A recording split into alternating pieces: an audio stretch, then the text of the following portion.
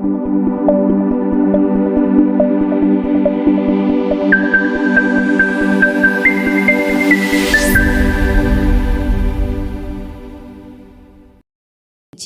2024లో అడుగు పెడుతుండగా ప్రభు మనతో మాట్లాడబోతున్నాడు. అందరూ చక్కగా విని దేవుని నామాన్ని మహింపరుస్తాం. ఫిలిప్పీయులకు రాసిన పత్రిక 2వ అధ్యాయము 6వ వచనం చదివి దేవుని మహింపరుస్తాం. ఆయన దేవుని స్వరూపమును కలిగిన వాడే ఉండి దేవునితో సమానముగా ఉండుట విడిచిపెట్టకూడదని భాగ్యమని ఎంచుకొనలేదు గాని మనుష్యుని పోలికగా పుట్టి దాసుని స్వరూపమును ధరించుకొని తన్ను తానే రిక్తునిగా చేసుకొనెను. ప్రియమైన దేవుని బిడ్డలారా, యేసు ప్రభు గురించి దేవుని వాక్యాన్ని మనం చదువుతున్నప్పుడు తన ప్రజలు వారి పాపముల నుండి ఆయనే రక్షించును. తన ప్రజల వారి పాపము నుండి ఆయనే రక్షించును. చూడండి, దేవుడు విడిచిపెట్టకూడని భాగ్యాన్ని విడిచిపెట్టి ఈ లోకానికి వచ్చాడు. దాసుని స్వరూపాన్ని ధరించాడు. ఆయన రిక్తునుగా తను అర్పించాడు. ఈ మాటలు మనం చదువుతున్నప్పుడు, ఈ మాటలు మనం వింటున్నప్పుడు బాగా గమనించాలి. ఇక్కడ ఏం జరుగుతుందంటే, ఆయనే తన ప్రజలను వారి పాపముల నుండి రక్షించును. ఈ మాటలు చదువుతున్నప్పుడు మనకేమనిపిస్తుంది? ఇంత మేలు చేస్తున్న దేవునికి, ఇంత త్యాగం చేస్తున్న దేవునికి మనమేదేనా చెయ్యాలి అనిపిస్తుందో అనిపించదో? ఖచ్చితంగా వాక్యం చదువుతున్నాం, మనకు అనిపిస్తుంది ఇంత చేశాడు దేవుడి మేలులు, ఆయనకి మనం ఏం చెయ్యగలం? వస్తుందా? ఎప్పుడన్నా వచ్చిందా? మా పిల్లలు సైలెంట్గా ఉండాలా, వాళ్ళకి వెళ్ళి చెప్పేసిరా, పిల్లలు ఎవ్వరూ మాట్లాడకూడదు. హల్లెలూయా. ఈ వాక్యం, మన వాక్యాలు, దేవుని ఒక వాక్యాలు చదువుతున్నప్పుడు, వింటున్నప్పుడు ఇంత త్యాగం చేసిన దేవునికి మనము ఏం చేస్తున్నా, మనం ఏమి ఇవ్వగలం? మనం ఏదైనా చేస్తే బాగుండు అనిపిస్తుందా? అనిపిస్తుంది లేదా? మనం ఏమైనా చేయగలమా? మనం ఏమైనా చేయగలమా ఆయనకి? ఈరోజు మనం ప్రశ్న వేసుకుందాం, మనం ఆయనకి ఏమైనా చేయగలమా? ఇక్కడ మన పరిస్థితి గమనించాలి. తన ప్రజల వారి పాపముల నుండి ఆయనే రక్షించును. తన ప్రజల వారి పాపముల నుండి ఆయనే రక్షించును. మన స్థితి ఎక్కడ? నా స్థితి, మీ స్థితి ఎక్కడుందంటే పాపములో ఉండాలి. ఎక్కడుండాం మనము? తన ప్రజల వారి పాపముల నుండి ఆయనే. ఇప్పుడు మన స్థితి ఎక్కడుందంటే పాపములో ఉంటున్నాం. మనము ఏమైనా చేయగలమా? చేస్తున్నదంతా తక్కువే. మనం ఇప్పుడు చేస్తున్నదంతా తక్కువే. రోమపత్రిక 5వ అధ్యాయము 19వ వచనం. ఏలయనగా ఒక మనుష్యుని అవిధేయత వలన అనేకులు పాపులుగా ఎలాగు చేయబడినో అలాగే ఒకని విధేయత వలన. చాలండి, గమనించండి. ఒక మనుష్యుని అవిధేయత వలన అనేక మంది పాపులైపోయారంట. ఒక మనిషి ఎవరు? ఆదాము. బాగా కొద్ది వాక్యమే, గమనించండి. ఒక మనిషి అవిధేయత వలన లోకానికి ఏమి వచ్చింది? అందరూ పాపమైపోయినా. చాలామంది అనుకుంటున్నారు, నేను చేస్తున్న క్రియలను బట్టి నేను పాపాత్ముడుగా ఉంటున్నాను, నేను పాపములో ఉంటున్నాను అనుకుంటున్నారు. కొంతమంది అనుకుంటున్నారు, నేను చేస్తున్న క్రియలు బట్టి నేను పరిశుద్ధంగా ఉంటున్నాను అని కొంతమంది అనుకుంటున్నారు. కానీ దేవుని వాక్యం ఏం చెప్తుందంటే, ఈ చేస్తే కాదు, ఇలా చేయకుండా ఉంటే కాదు, అసలు ఇవన్నీ చేయకముందే మనం పాపులమంట. ఆదాము యొక్క అవిధేయత వలన, ఆయన వలన వచ్చిన పాపము. ఈరోజు నువ్వు నడుస్తున్నావే, అది కాదు పాపము. ఈరోజు నువ్వు ఏదో నీ క్రియల వల్ల నేను పరిశుద్ధుని అనుకున్నావే, అది కాదు పరిశుద్ధత. హల్లెలూయా. దేవుని వాక్యం చెప్తుంది, మీరు అలాగా చెయ్యకముందే మనం పాపులమంట. ఎందుకంటే ఆదాము వల్ల, అవిధేయత వల్ల మనకేమొచ్చింది? పాపములు జీవిస్తున్నాం. ఎఫెసీ రాసిన పత్రిక 2వ అధ్యాయము 1వ వచనం. మీ అపరాధముల చేతను పాపముల చేతను మీరు చచ్చిన వారై ఉండగా ఆయన మిమ్మును క్రీస్తు కూడా బ్రతికించెను. ఏమండి, మనం ఎలా ఉండాము? మీ అపరాధముల చేతను పాపముల చేతను మీరు చచ్చిన వారై ఉండగా. ఇప్పుడు చేస్తున్నవే నీ క్రియలు అవి కాదు, పరిశుద్ధమైన క్రియలు. ఇప్పుడు చేస్తున్నవే నువ్వు చేస్తున్న పాపం అనుకున్నవే అది కాదు. ఆల్రెడీ ఆదాము చేసిన అవిధేయత వల్ల మనం ఏమైపోయి ఉండమంట? చచ్చిన వారమై పాపాత్ములైపోయినాం. ఒక మనిషి అవిధేయత వలన మనం అందరం పాపులమైతే పాపము నుంచి విడుదల ఎలాగ? మనకి పాపం నుంచి విడుదల ఎలాగా? మీరు ఆలోచిస్తున్నారు. అందుకనే రోజు రోజు ప్రయత్నిస్తున్నారు కొంతమంది పాపంలోంచి ఎలాగైనా బయటకు వచ్చేయాలా. ఒకరోజు పాపిగా ఉంటున్నారు, ఒకరోజు పరిశుద్ధంగా ఉంటున్నారు. బల్లారాధనకు ముందు పరిశుద్ధంగా వస్తున్నారు, బల్లారాధన తర్వాత పాపులుగా మారిపోతున్నారు. ప్రయత్నాలు జరుగుతున్నాయి. ఇలాంటి ఆత్మీయ జీవితాన్ని గురించి దేవుడు చెప్పటం లేదు. ఇలాంటి ఆత్మీయ జీవితాన్ని గురించి బైబిల్ చెప్పటం లేదు. బైబిల్ చెప్తుంది వేరు, దేవుని వాక్యం చెప్తుంది. ఒకని అవిధేయత వల్ల లోకానికి పాపం వచ్చింది. అయితే అదే వాక్యం మనం చదివితే అదే వాక్యం వలన ఒకరి విధేయత వలన ఈ లోకానికి పాప క్షమాపణ వచ్చింది. హల్లెలూయా. నిజముగా దేవుడు నిన్ను దర్శించుంటే, నిజముగా యేసయ్యలో నువ్వు రక్షణ పొందుంటే, నిజముగా నువ్వు మారు మనసు పొందుంటే నీ ఆత్మీయ జీవితం ఎలా ఉంటుందో తెలుసా? యోహాను రాసిన మొదటి పత్రిక 3వ అధ్యాయం 9వ వచనం. దేవుని మూలముగా పుట్టిన ప్రతి వానిలో ఆయన బీజము నిలుచును గనుక వాడు పాపము చెయ్యడు. హల్లెలూయా.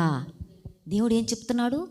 నిజముగా యేసు ప్రభువారు విధేయత వలన మనకి పాప విమోచన కలిగింది. నువ్వు నమ్మి ఉంటే, నువ్వు రక్షణ పొంది ఉంటే, ఆయన చేత నువ్వు పిలుచబడి ఉంటే, ఆయన చేత నువ్వు ఏర్పాటు అయి ఉంటే, ఆయన చెప్తున్నాడు ఆయన ఇచ్చిన ఆత్మీయ జీవితం అది. దేవుని మూలముగా పుట్టిన ప్రతి వానిలో ఆయన జీవము, ఆయన బీజము నిలుచును గనుక వాడు పాపము చెయ్యడు. వాడు దేవుని మూలముగా పుట్టినవాడు గనుక పాపము ఆత్మీయ జీవితం. ఒకరోజు పాపం చేసి ఇంకొక రోజు ఏమంటే నేను సర్దుకోవాలని మళ్ళీ పరిశుద్ధంగా ఉండటం, ఆదివారం వచ్చేటప్పుడు శుద్ధంగా రావడం, ఆదివారం పోతానే మళ్ళీ తాగతా పోవడం. ఈ జీవితం గురించి కాదు దేవుడు చెప్పింది. ఇంకా నువ్వు శారీరకంగానే ఉంటున్నావు.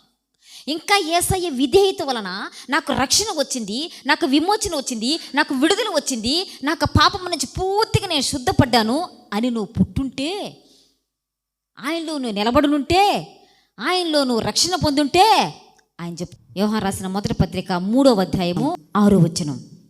ఆయన యందు నిలిచియుండి వాడెవడును ఆయన నిలిచిన వాడు ఎవడను పాపము చేయడు. ఆయన పాపము నుంచి విడుదల కలిగించటానికి ఈ లోకానికి వచ్చాడు. ఆయన వచ్చింది నిజము. నిన్ను దర్శించింది నిజమైతే, నువ్వు నమ్ముకుంది నిజమైతే, నువ్వు రక్షణ పొందింది నిజమైతే, నిజంగా దేవుని బిడ్డవైతే నీ ఆత్మీయ జీవితము నువ్వు పాపము చెయ్యజాలవు. ఇది ఆత్మీయ జీవితం. ఆత్మీయ జీవితం గురించి దేవుని వాక్యం చెప్తుంది. కానీ వారం రోజులు పరిశుద్ధంగా ఉండటం, ఆ తర్వాత పాపిగా మారడం, బలారాధనకు ముందు పరిశుద్ధంగా రావడం, తర్వాత పాపిగా మారడం అర్థమవుతుందా? నీ క్రియల వల్ల నువ్వు పరిశుద్ధం సంపాదించుకోలేవు. నీ క్రియల వల్ల నువ్వు ఏది సంపాదించుకోలేవు. ధర్మశాస్త్రం ఏం చెప్తుంది? పాపాన్ని ఎత్తి చూపిస్తుంది. హల్లెలూయా. దేవునికి మహిమ కలుగును గాక. యోహాను రాసిన మొదటి పత్రిక 5వ అధ్యాయం 18వ వచనం. దేవుని మూలముగా పుట్టినవాడు ఎవడును పాపము చేయడని ఎరుగుదము. హల్లెలూయా అంట. దేవుని మూలముగా పుట్టినవాడు ఎవడును. దేవుని వాక్యం, ఈ వాక్యాలు ఎప్పుడైనా చదివేవారా? ఈ వాక్యాలు చదివారా? నిజంగా నువ్వు దేవుణ్ణి ఎరిగి ఉంటే, నిజముగా దేవుని నువ్వు నమ్మి ఉంటే, నిజంగా నువ్వు రక్షణ పొంది ఉంటే, నిజముగా నువ్వు విడుదల పొంది ఉంటే, ఆయన బల్లలో నువ్వు చేపెడుతున్నావు. నువ్వు పాపము చెయ్యవు, పాపము చెయ్యజాలవు. హృదయం ఇది వచ్చి హృదయాన్ని చూడండి. ఫస్ట్ 100కు 100 పరిశుద్ధంగా ఉంది ఈ హృదయము. అన్నా గమని చూడండి, హృదయం ఇక్కడ వచ్చి నిలబడింది. ఇది 100కి 100 పరిశుద్ధంగా ఉంది. రెండవది 100కి 10 మాత్రమే పరిశుద్ధత, 90 చెడ్డగా ఉంది. చూడండి, 100లో ఇక్కడ 100లో 100 మంచి, 10 మాత్రమే చెడు. అక్కడ 100లో 30 చెడు, అక్కడ 50 చెడు, 50 మంచి. అవతల చూడండి, 90 మంచి, 10 చెడు. తర్వాత అక్కడ చూడండి, పూర్తిగా చెడు. అర్థమవుతుందా? హృదయాలు. ఈ హృదయాల్లో మీ హృదయం ఎక్కడుంది? చూడండి బయటవైపు, మీ హృదయం ఎక్కడుంది? మీరు ఇంతమంది ఉన్నారు కనుక మిమ్మల్ని నేను ప్రశ్నించను, ఆల్రెడీ మీ మనసులోకి మీకు ఆన్సర్ వచ్చేసి ఉంటుంది. 6 హృదయాలు మీరు గమనించారు. ఒకటి వచ్చి 100కి 100 పరిశుద్ధంగా ఉంది.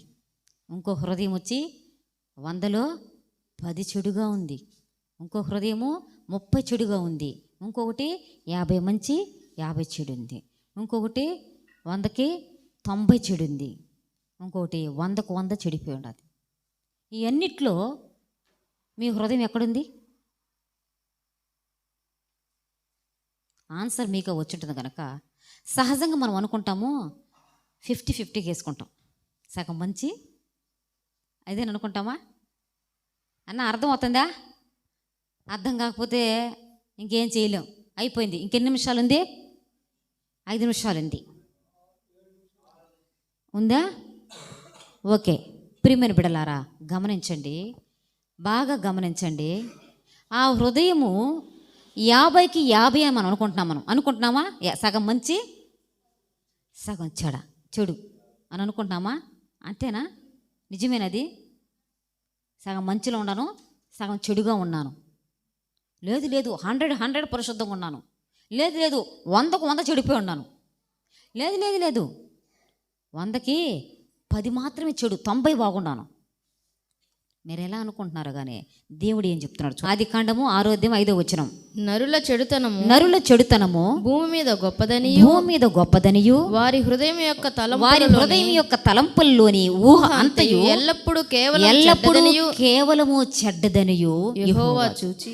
దేవుడు ఏం చెప్తున్నాడంటే ఏ మంచి మనలో లేదు అని చెప్తున్నాడు. ఏం చెప్తున్నాడు? ఏ మంచి మనలో లేదని చెప్తున్నాడు. మనం ఏదో చేయాలని ప్రయత్నించడం వల్ల ఆత్మీయ జీవితం భారంగా ఉండదు మనకి. ఆయన ఏమంటున్నాడు?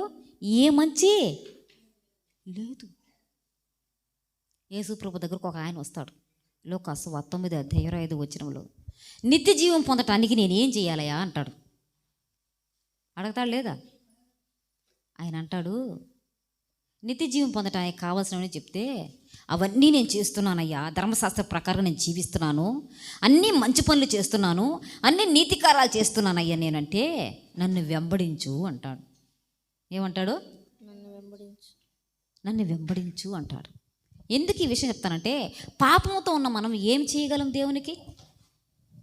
పాపముతో ఉన్న మనం ఏం చేయగలం దేవునికి? చేస్తున్నదంతా తక్కువే. మన క్రియలు ఎలా ఉన్నాయి దేవుని దృష్టిలో? యెషయా గ్రంథం 64:6 చూస్తే మురికి గుడ్డలాగుందంట మన క్రియలు. మనం ఏం చేయగలం దేవునికి? ఇంకా ఆయన కూడా అడుగుతాడు, నేను ధర్మశాస్త్రం ప్రకారంగా జీవిస్తున్నానయ్యా, అన్నీ సరిగా ఉందయ్యా, ఆయనను నిత్య జీవం పొందుటకు నేను ఏం చేయాలని యేసుప్రభుని అడిగితే యేసుప్రభు అంటాడు, నన్ను వెంబడించు అంటాడు. ఇప్పుడు మనతో దేవుడు మాట్లాడుతున్నాడు. నీ క్రియలన్నీ మురికి గుడ్డవలే ఉన్నాయి, నువ్వు చేస్తున్నదంతా తక్కువే. అయితే మనం ఏం చెయ్యాలి? దేవుణ్ణి వెంబడించాలి. అయినా ఆయనకు అర్థం కాదు. అప్పుడు అందుకు ఒక కథ చెప్తాడు ఆయనకి. ఎవరికి? ఆయనకు ఒక కథ చెప్తాడు యేసుప్రభు. లూకాసు వార్త 10:30-37 దాకా మనం గమనించినట్లయితే అక్కడ ఒక కథ చెప్తాడు. సమరయుడి కథ చెప్తాడు. చూడండి, సమరయుడి కథ చెప్తాడు. అందుకు యేసు ఇట్లా నేను ఒక మనుష్యుడు యెరూషలేము నుండి యెరికో పట్టణమునకు దిగి వెళ్ళి ఒక మనుష్యుడు యెరికో పట్టణము నుండి ఎరికో పట్టణమునకు దిగి వెళ్ళుచు యెరూషలేము నుండి యెరికో పట్టణముకు దిగి వెళ్ళుచు దొంగల చేత చిక్కెను. వారు అతని బట్టలు దోచుకుని అతను కొట్టి కొన ప్రాణముతో విడిచిపోయెను. అప్పుడు ఒక యాజకుడు ఆ త్రోవన తన త్రోవన వెళ్ళుట తటస్థించెను. ఇక్కడ మనం గమనిస్తే దొంగల చేత కొట్టబడి కొన ప్రాణంతో ఉన్న వ్యక్తి అక్కడ ఉన్నాడు. యేసుప్రభు వారు ఒక ఉదాహరణ చెప్తున్నాడు, ఒక ఉపమానం చెప్తున్నాడు. యేసుప్రభు ఒక ఉపమానం చెప్తున్నాడు ఆయనకి. నన్ను వెంబడించంటే ఆయనకు అర్థం కాలేదని మళ్ళీ చెప్తున్నాడు. ఒక ఆయన దొంగల చేత కొట్టబడి కొన ప్రాణంతో పడున్నాడు. అక్కడికి ఒక యాజకుడు వచ్చాడు, చూసి దూరంగా వెళ్ళాడు. ఇంకొక లేవీయుడు వచ్చాడు, ఆయనకు చూసి పక్కకి వెళ్ళిపోయాడు. మూడోసారి సమరయుడు వచ్చాడు, అతను చూశాడంట, అతనిపై జాలిపడ్డాడంట, అతని దగ్గరికి వెళ్ళాడంట, అతనికి నూనె రాశాడు, అతనికి ద్రాక్ష రసం రాశాడు, గాయాన్ని కట్టాడంట, అతని వాహనం మీద ఎక్కించుకున్నాడంట. పూటకూల వాని ఇంటికి తీసుకెళ్ళి 2 దేనారాలు ఇచ్చి ఇతనికి బాగు చేయండి, ఏదైనా అప్పుంటే నేను మళ్ళీ ఇస్తాను. హల్లెలూయా. వీళ్ళల్లో ఎవరు మారకుండామని చెప్పాడు దేవుడు మనకి. వీళ్ళల్లో ఇక్కడ ఎవరు కనిపిస్తున్నారు మనకి? యాజకుడు కనిపిస్తున్నాడు, లేవిడి కనిపిస్తున్నాడు, సమరయుడు కనిపిస్తున్నాడు, దొంగల చేత కొట్టబడ్డ వ్యక్తి కనిపిస్తున్నాడు. వీళ్ళలో ఏ స్థానంలో ఉన్నాం మనం?